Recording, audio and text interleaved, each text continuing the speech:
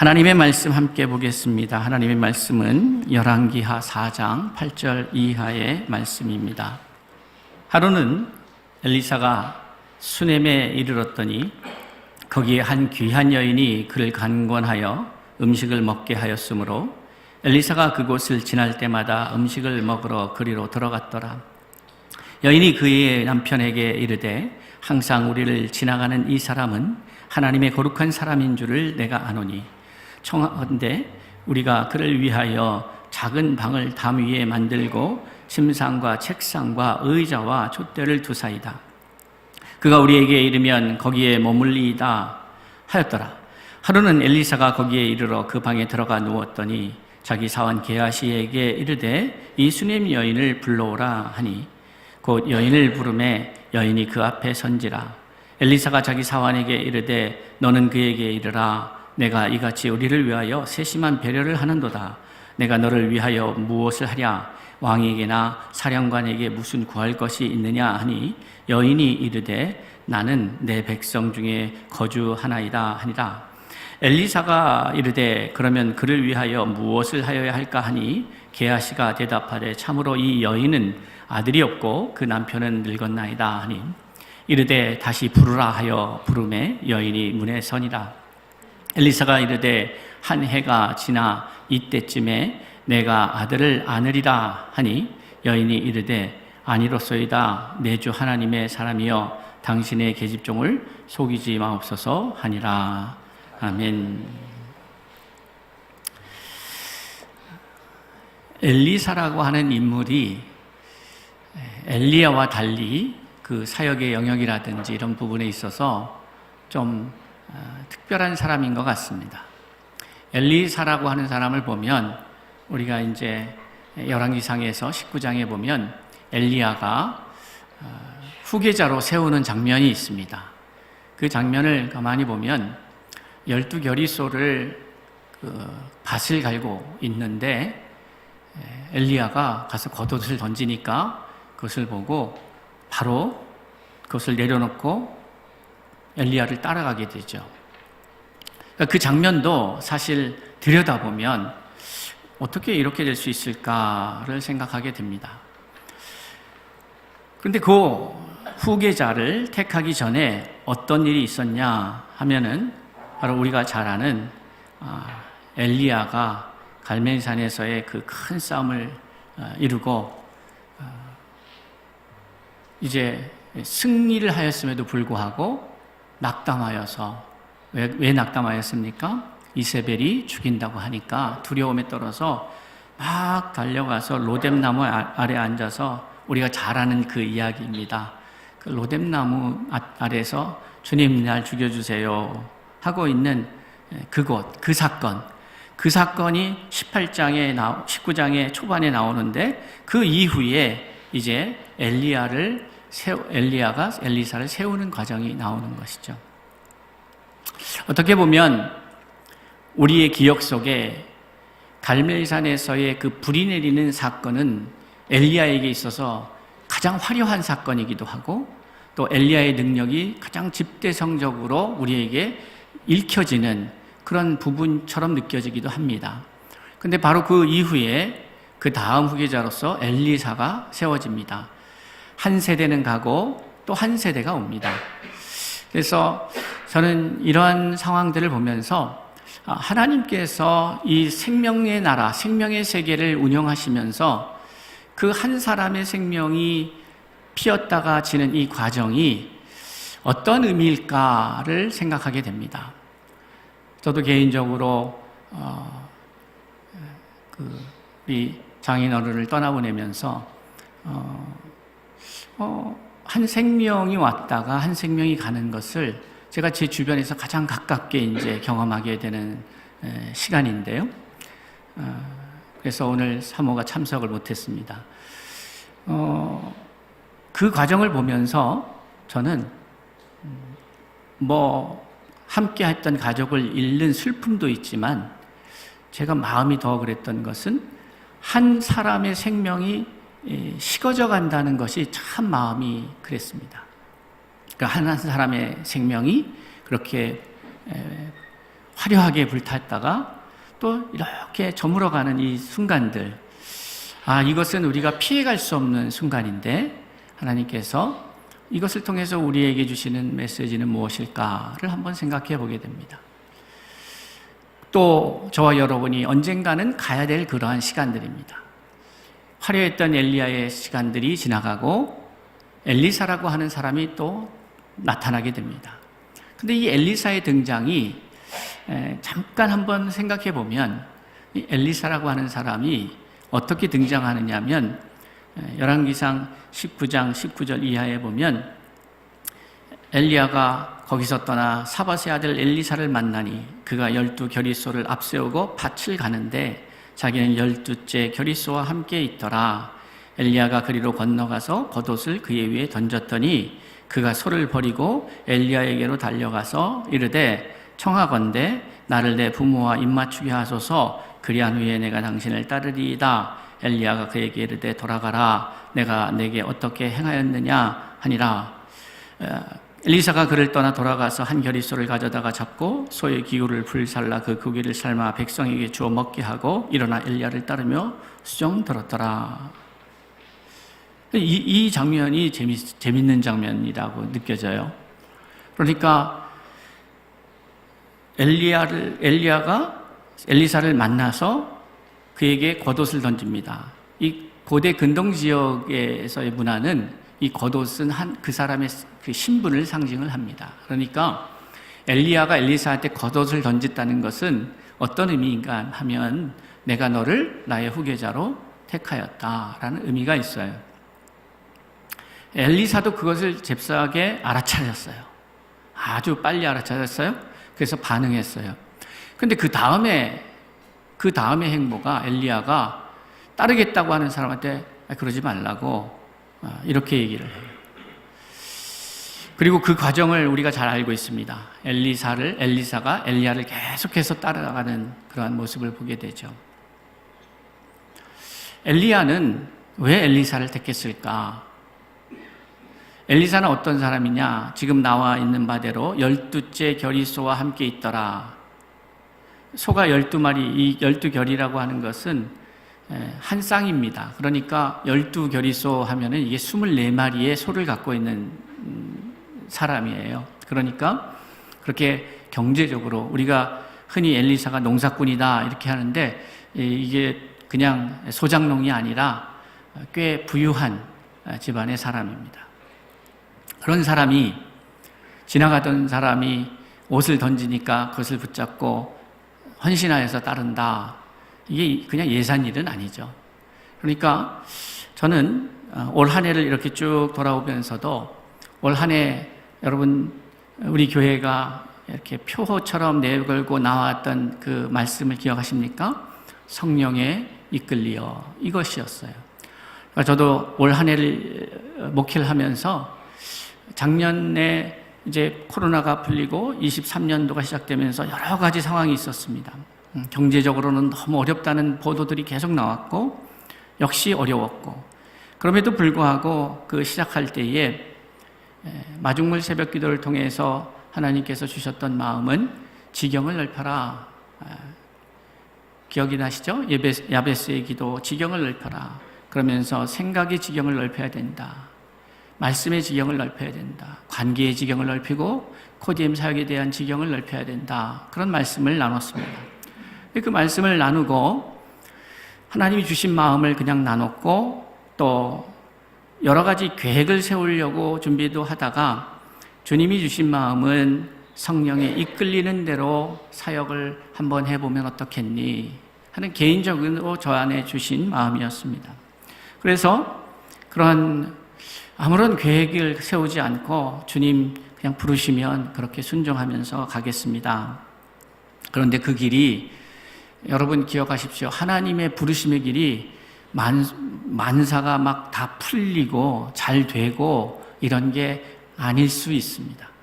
그러니까 하나님의 일하시는 일을 갖다가 일반화하기는 매우 어렵습니다. 그것은 상황과 그 사람에 따라서 하나님은 맞춤형 사역을 하시는 것 같다는 생각이 들 정도로 다양한 가능성들이 열려 있습니다. 그런데 저는 하나님께서 인도하시면 그냥 믿음으로 가겠습니다 하고 그 일이 이렇게 쉬운 일이 아니라 항상 그 말씀을 받은 사람이 감당해야 할 몫이 항상 있습니다. 그것은 항상 있는 것 같아요. 우리 눈에는 그게 잘 되는 것 같고 우리 눈에는 그냥 형통한 것 같고 보여도 그 걸어가는 사람들이 그 말씀을 받고 걸어가는 사람들이 짊어지고 가야 될 자기의 십자가가 항상 있다는 것입니다. 그러니까 엘리야가 대단한 것 같아도 엘리야에게 짐이 있었고 또 이제 엘리사가 그 사명을 붙잡고 가려 하더라도 대단한 사역을 하겠지만은 그러나 역시 그도 자기가 감당해야 될 짐을 지고 가야 하는 것이죠. 그런데 오늘 이 상황을 보면 또 부잣집의 자제가 농사를 지었어요. 그러니까 이 사람이 어떠한 대략 어떠할 것이라는 것이 예상이 됩니다. 그런데 갑자기 그거를 버리고 택함을 받은 자가 그것에 반응하여서 따르게 됩니다. 어떠한 사람은 계속해서 민기적 되는 사람이 있습니다. 우리가 잘 아는 기드온 같은 경우도 부르심이 있었을 때 저는 못합니다. 그래서 여러 증거를 대주세요. 그렇게 하지 않습니까? 근데 하나님 또 그걸 들으시고 증거들을 보여주고 계시죠. 그런데 반면에 우리가 또 잘 아는 바와 같이 이 엘리사도 그렇고 베드로도 그렇고 나를 따르라 하실 때에 버려두고 쫓았다. 이런 말씀들이 있어요. 그러니까 사람들이 다 다양해요. 일반화하기가 매우 어렵습니다. 그래서 우리가 매우 조심스럽습니다. 하나님을 어떠한 원리 안에 가두고 어떤 틀 안에 가둔다는 것은 매우 조심스러운 일입니다. 하나님께서는 우리가 생각하는 것보다 훨씬 더 융통성이 있으시고 훨씬 더 여유가 있으신 거예요. 그래서 이거 아니면 안 돼. 이런 경우가 어떤 사람에게는 그렇게 강하게 말씀하실 수도 있지만 어떤 사람에게는 하염없이 너그러운 거죠. 그러니 중요한 것은 우리의 생각의 지평을 넓혀서 하나님을 우리의 지식 안에 가두고 우리의 생각의 틀 안에 가두는 것이 아니라 하나님의 그 넓으신 품 안에 내가 들어가는 것이 중요하다고 생각을 합니다. 엘리사는 농사를 짓다가 갑자기 일터에서 부르심을 받습니다. 그리고 이 사람이 그것을 다 내려놓고 따르기 시작합니다. 그런 엘리사예요. 그래서 이 엘리사와 관련된 이야기를 오늘 제가 첫째 주에 마지막 주죠. 10월 마지막 주에 미국 사역을 마치고 와서 바로 되어진 그날 기억하시겠는지 모르겠습니다. 그릇을 준비합시다 라는 말씀으로 함께 나눴던 것 같아요. 그리고 지난주에는 여호와께서 함께 하신다 Here and Now 라는 말씀으로 우리 또 곽호전 목사님께서 말씀을 증거해 주셨어요. 오늘 저는 그 장면이 기록되어 있는 제가 말씀을 나눴던 10월 마지막 주에 말씀을 나눴던 그 말씀의 그 다음 이야기로서 이 똑같은 엘리사의 이야기인데 하나는 과부의 이야기고 하나는 이 수넴 여인의 이야기입니다. 그런데 먼저 번에 있었던 그 과부의 이야기는 어떤 이야기입니까? 매우 어려운 사람이에요. 경제적으로도 어렵고 또 자식 둘 남편을 보내고 혼자 그것을 감당하는 사회적으로 매우 어려운 상황에 있는 이야기입니다. 그 여인의 이야기였습니다. 근데 오늘의 이야기는 바로 다음에 어떤 여인이 그 여인과는 상반되게 이 수넴 여인은 매우 경제적으로 여유가 있는 사람인 것 같습니다. 그래서 하나님의 사람을 알아보고 그 사람을 위해서 지나갈 처소를 자그맣게 마련해서 드릴 정도로 그 정도의 경제적 여유는 있었던 사람인 것 같습니다. 성경은 이 두 여인의 이야기를 함께 다루고 있습니다. 그러니까 하나님은 가난하고 어려운 상황에 있는 사람을 통해서도 말씀하시고 또 여유 있고 부한 사람을 통해서도 던지시는 메시지가 있는 것이죠. 그러면 어떠하든지 나는 어떠한 사람인가? 그러니까 하나님은 우리가 어떠함을 그것의 영향을 받는다, 받지 않는다요? 받지 않는다. 우리가 부족한 거냐, 우리가 넘치게 사람들이 평가할 때에 좀 괜찮아 보이느냐 상관이 없다는 거죠. 왜 상관이 없을까? 내가 지혜로우냐, 지혜롭지 못하냐, 가방끈이 기냐, 짧으냐, 배경이 좋으냐, 나쁘냐 상관이 있을까요, 없을까요? 없습니다. 왜 없을까요? 하나님이 행하시기 때문에 그렇습니다. 그러니까 더 정확하게 말하자면 하나님이 그 하시는 나와 상관없이 내가 동의를 하든 동의를 하지 않든 내가 헌신을 하든 헌신을 하지 않든 하나님은 이 생명세계를 운영하며 지나가는 것에 대해서 그것을 행하십니다. 그런데 그것을 깨닫고 내가 그것에 참여하는 자가 되느냐 아니냐의 문제인 거예요. 우리가 착각을 하면 안 돼요. 내 헌신을 해야, 내가 무엇을 해야 하나님이 그 일을 이루실 거다 착각하면 안 되죠. 그것이 아닙니다. 하나님이 하시는 일에 내가 참여하는 은혜를 누릴 거냐 아니냐의 문제인 거예요. 그러니까 하나님은 이 수많은 죄인들이 이 지구를 황폐케 하고 관계가 망가지고 전쟁과 이 참혹한 세상을 만들었어도 이 우주가 생명에 의해서 진행되고 있고 태양은 태양대로 다른 별들은 별대로 자기의 역할을 감당하는 그 일은 멈추지 않고 지금 진행되고 있다는 사실입니다. 내가 어떻게 해서 세상이 바뀌지 않습니다. 그러나 중요한 것은 하나님은 이 땅을 버리시지 않는다는 거죠. 이 땅을 반드시 회복하신다. 그런데 그 회복의 역사, 생명 복원의 역사 속에 내가 그것에 기꺼이 기쁨으로 동참하는 자가 되느냐 아니면 방관자가 되느냐 아니면 낙오자가 되느냐의 문제인 것입니다. 그것은 철저히 나의 문제인 것이죠. 그러니까 우리가 신앙을 생각할 때에 구원이라고 하는 개념을 생각할 때에 잘 생각하셔야 됩니다. 구원이라는 결론적인 결과는 어떤 거냐면 하나님의 세계의 일원이 되어서 생명세계에서 그 생명을 마음껏 누리며 살아갈 수 있는 존재가 되는 것입니다. 그것이 구원을 이루는 거예요. 그런데 마치 기독교가 이것을 좀 너무 짧게 이해한 것 같아요. 그냥 내가 예수 믿으면 구원 받으면 끝나는 것으로 알고 있어요. 절대로 그렇지 않습니다. 그러한 믿음의 결과가 오늘날의 기독교의 결과예요. 우리가 어떻게 해서 이 땅에 살면서 열심히 교회를 섬기고 다니고 주의 일을 하고 하는 것이 중요한 문제가 아니다 이 말이에요. 그거보다 더 중요한 그 본질적인 문제가 있습니다. 그것은 뭐냐면 내가 하나님을 즐거워하는 자가 되는 거예요.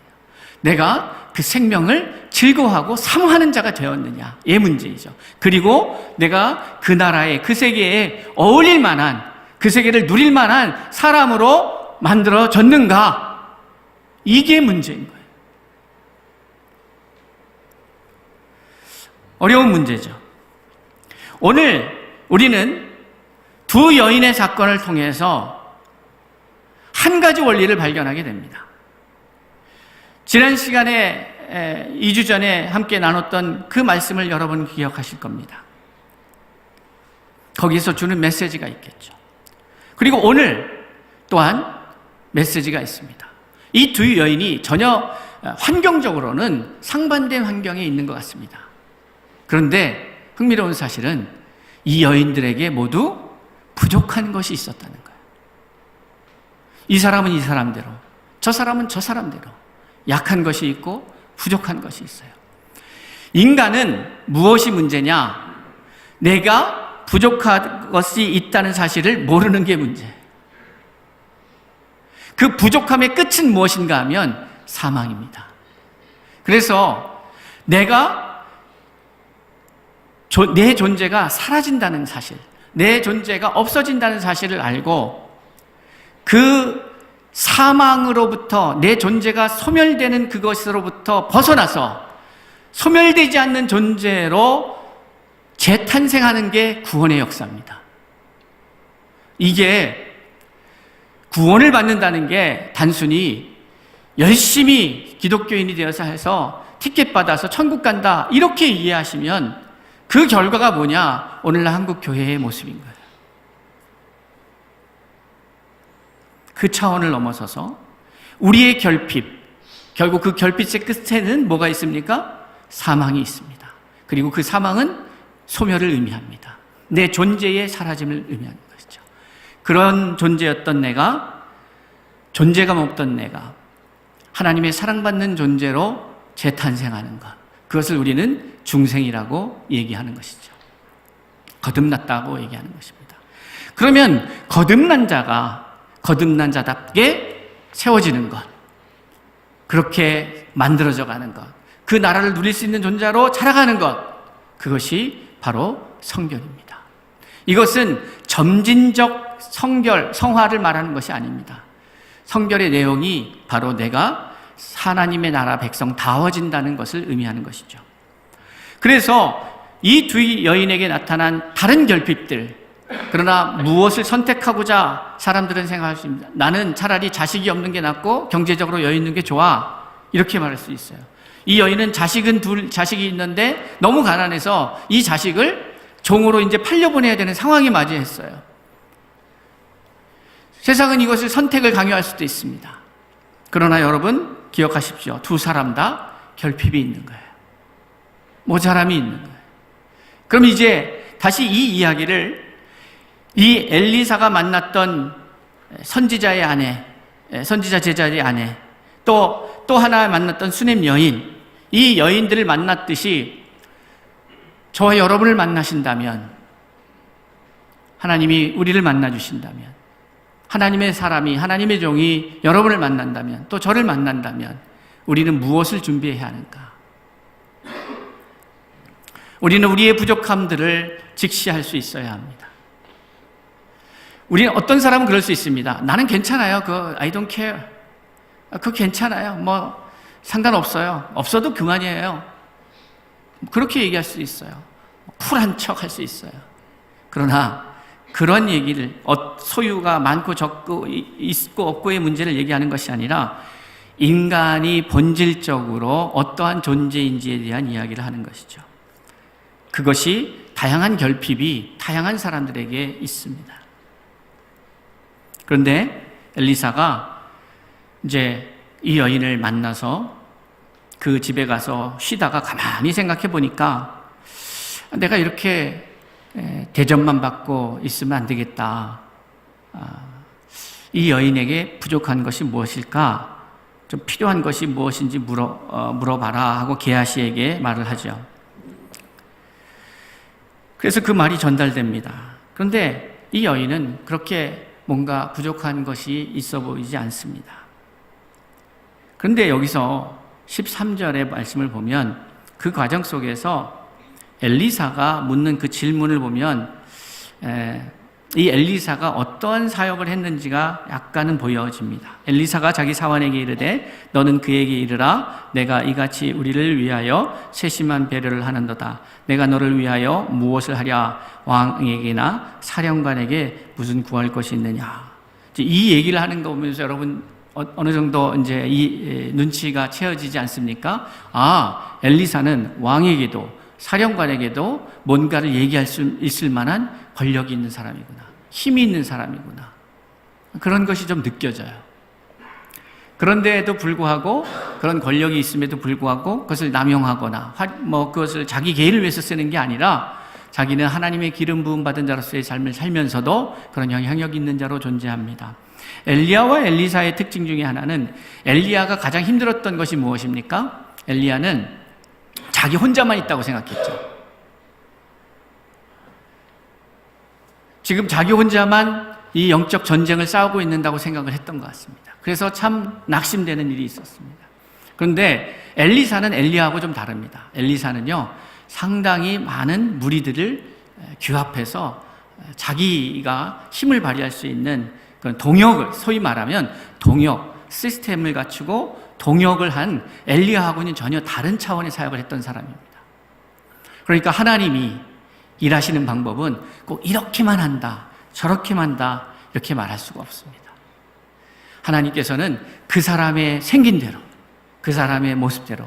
그래서 저는 사실은 제멋대로 산다라는 말을 좀 다른 편에서 우리가 좀 살았으면 좋겠어요. 아나무인으로 자기 좋은 것만 하고 하는 것을 우리가 또 하고 싶은 대로 살고 이런 사람을 제멋대로 산다 뭐 이렇게 표현하는데 그것이 아니라 우리는 좀 제멋대로 살아야 되는데 자기의 멋대로, 그러니까 하나님이 만드신 나의 모습대로 그것을 그냥 그렇게 충분히 살아가는 것이 필요한 거죠. 그러니까 부정적인 의미의 제 멋이 아니라 긍정적인 의미의 자기 멋을 알아서 자기를 찾아가서 자기의 모습대로 살아가는 삶이 하나님이 우리 각 사람에게 원하시는 삶입니다. 그러니까 다 틀리게 만드신 거예요.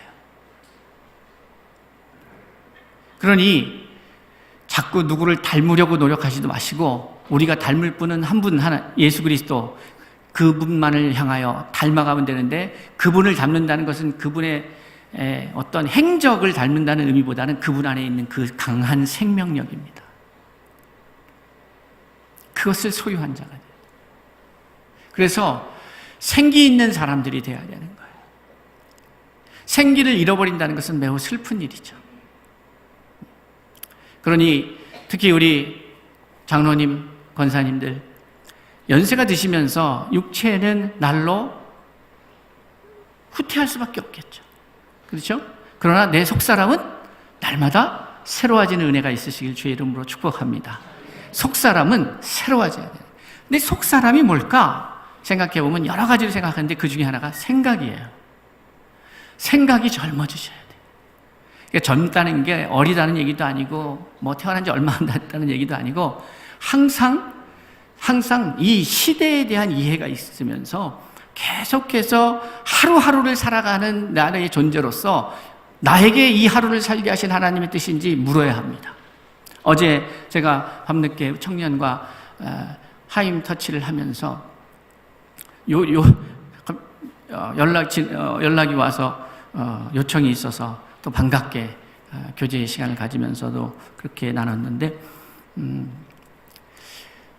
자기 안에 자기를 가두지 말고 자기를 계속해서 깨트려서 오늘을 살게 하신 나를 하나님께서 오늘을 살게 하신 그 나를 향한 하나님의 뜻이 무엇인지 계속해서 묻는 거다.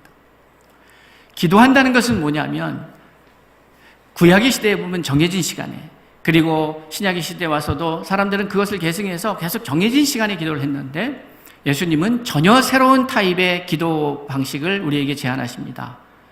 바울을 통해서 우리에게 제안을 하시는데 그게 뭡니까? 쉬지 말고 기도하라. 쉬지 말고 기도하라는 게 도대체 뭘까? 계속 교회에 와서 기도하라는 건가? 아니면은 그 내 집에 방 한 칸 골방 만들어 놓고 기도방을 만들어 놓고 거기 가서 기도하라는 건가? 그런 것이 아니죠. 말 그대로 쉬지 말고 기도하라는 의미는 기도의 의미를 잘 이해할 필요가 있는데 그것은 하나님과의 연결성입니다. 그러니까 내 모든 세포가 끊임없이 하나님을 추구하고 하나님의 뜻을 구하고 그 마음으로 하나님과 다 있어야 된다. 24시간. 그게 기도예요. 간구라고 하는 것은 좀 특별한 시간에 내가 새벽 기도, 특별 기도라고 하는 것으로, 금식 기도라고 하는 것으로 나의 간구를 가지고 나갈 때가 있습니다. 그러나 기도는, 영적인 호흡은 끊어지면 안 되니까. 그것은 잠시도 멈출 수 없는 것이기 때문에 항상 내 의식이 하나님을 향하여 나아가고 연결되어 있어야 하는 것이죠. 그러한 삶을 살아갈 때에 하나님께서 우리를 날마다 새롭게 하시는 은혜를 경험하게 되는 것입니다. 사랑하는 성도 여러분, 엘리사는 정치적으로도 권력이 있어 보입니다. 그런데 이 사람이 이 여인에게 그러한 자기가 할 수 있는 것을 다 동원해서 들어줄 테니 뭔가 얘기하라 하는데 특별히 구하는 게 없는 거죠. 그러니 엘리사가 이렇게 게하시하고의 대화 속에서 게하시에게서부터 하나의 팁을 얻습니다. 이 여인에게 아들이 없습니다. 그러니까 아들을 주겠다고 약속을 하는 거예요. 그런데 성경에 나오는 그 여인들이 이 아이를 갖는 것에 대한 약속을 받았을 때의 그 반응들이 다 어떻습니까? 할렐루야, 감사합니다. 이렇게 하지 않잖아요. 다 뭐라고 해요?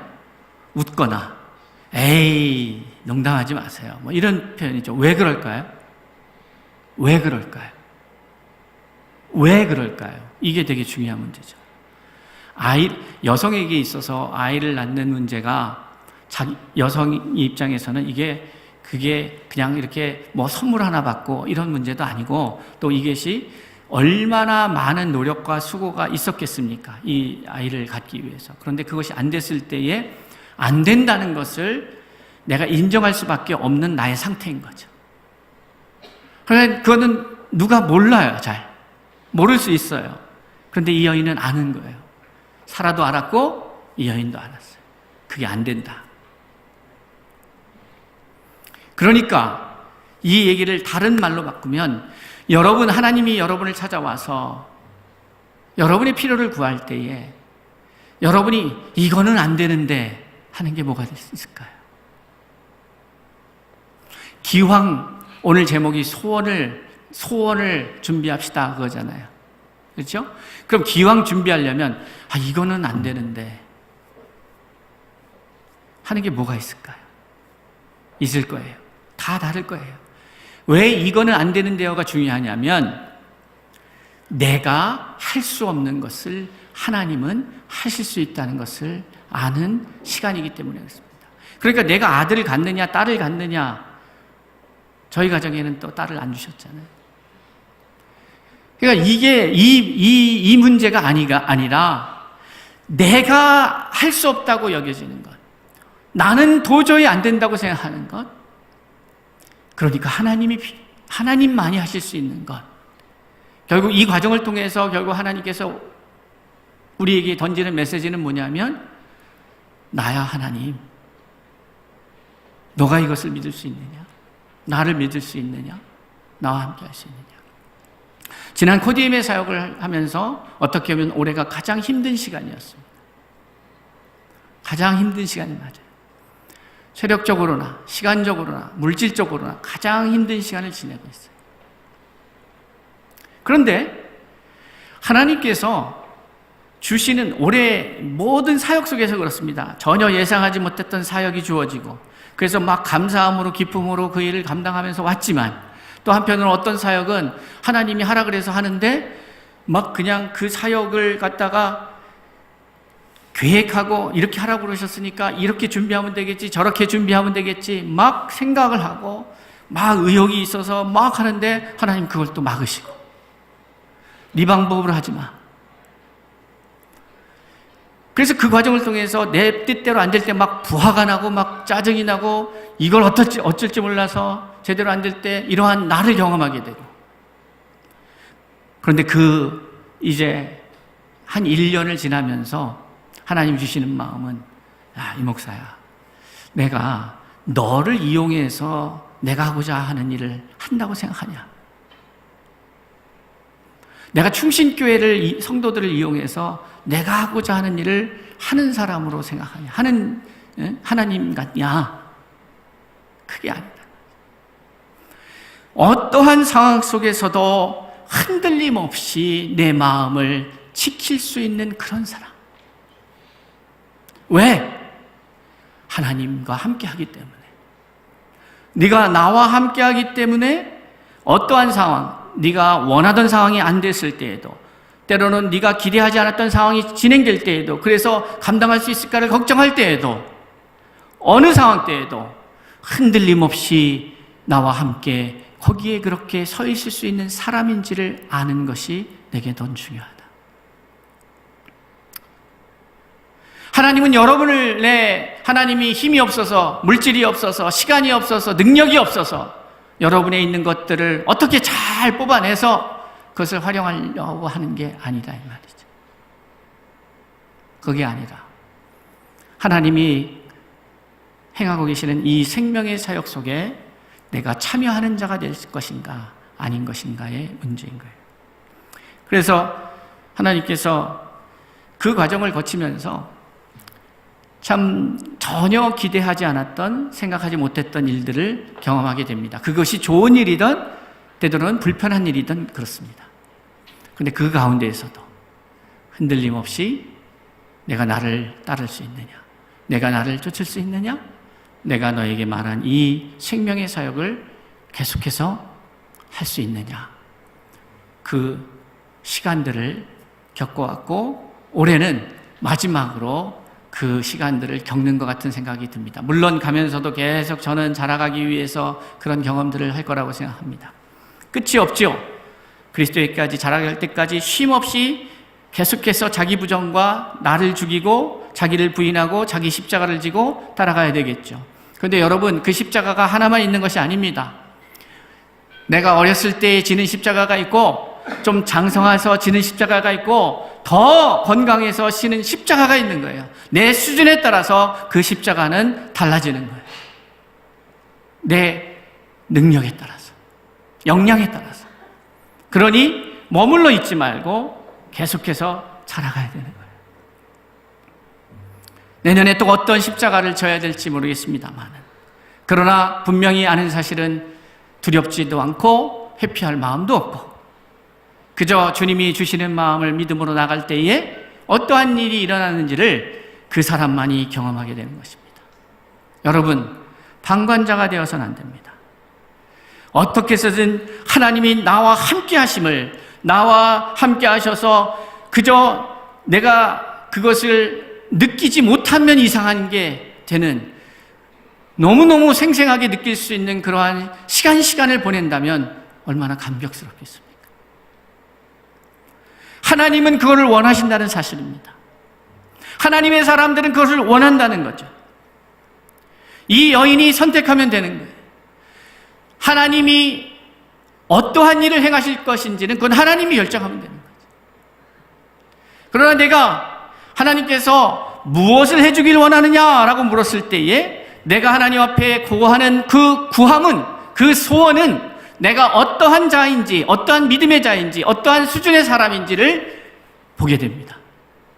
근데 이 여인은 사실 부족한 게 없었어요. 아들 빼놓고는 별로 부족한 게 없는 거예요. 그러니까 괜찮습니다. 뭐 그냥, 제가 안타까운 게 그거예요. 우리의 연약함을 넘어서서 더욱더 하나님의 나라 위해서 내가 완성된 자로 자라가려고 몸부림쳐야 되는데 머물러 있는 겁니다. 이 정도면 됐습니다. 이 정도만 하면 되죠.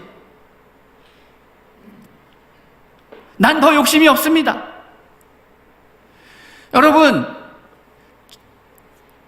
그 욕심이라는 게, 무엇을 소유하고 있는 욕심은 그건 마귀가 주는 욕심이에요. 소유하고자 하는 욕심은. 그게 아니라 내가 예수 그리스도의 분량에까지, 믿음의 분량에까지 이르른다는 의미 속에는 예수의 생명력을 갖는 자가 된다는 의미예요. 여러분, 예수와 같은 수준에 이른다고 하는 의미가 다른 말로 표현하면 예수의 생명력을 갖고 있는다는 얘기예요. 그게 그 얘기란 말이에요. 그러니까 내가 예수의 분량에까지 이른다는 그 의미는, 그 욕심은, 욕심이라 표현해서 뭐 하지만은 그 열망은 내가 예수와 같이 돼서 사람들로부터 와, 믿음 좋네, 이거 박수 받으려고 하는 게 아니라 내가 그와 같은 자가 되어서 예수가 만나는 사람마다 살려지는 역사가 일어나는 것처럼, 누군가 나를 만났을 때에 생명을 요구할 때에 그것을 구원할 수 있는 자로 자라가도록, 그것이 이지 않겠습니까? 누군가 나한테 도움을 구하는데 내가 도와줄 수 없는 것처럼 안타까운 게 없어요. 살려달라고 하는데 살려줄 수가 없다는 게 안타까워요. 그러니 예수를 만난 자들이 다 살아났다면 나 또한 예수와 같은 그 살려주는 영으로 충만한 자가 되어서 누군가 나에게 도움을 청할 때에 살려줄 수 있는, 회복할 수 있는, 새 생명을 불어넣을 수 있는 존재로 내가 나아가고 싶다. 이것을 꿈꾸는 거죠. 열망하는 거죠. 그리고 하나님께서는 그것은 기본적으로 갖고 순간순간 그런 기본 속에서 나의 영적 수준이 있을 거 아니에요. 그러니까 여러분 수준에서 소원을 준비하셔야 돼요. 준비하셔야 돼요. 자녀를 놓고 기도하는 사람들이 있으면 그것을 갖고 그냥 어떻게 되겠지 하지 말고 하나님 앞에 기도해야 돼요. 간절히 구해야 돼요. 소망해야 돼요. 내 안에 비즈니스나 아니면은 다른 어떠한 관계나 어떠한 뭐가 됐든 아니면 이런 건 어떻습니까? 나는 아무 소망이 없어요. 여러분, 소망이 없이 살아가는 것처럼 심심한 게 있을까요?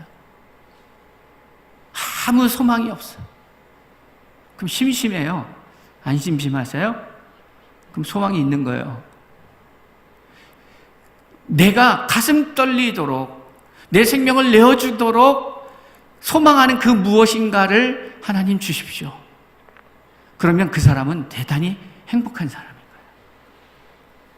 근데 그것이 무엇이냐? 저는 그것이 영혼 구원이라고 생각해요.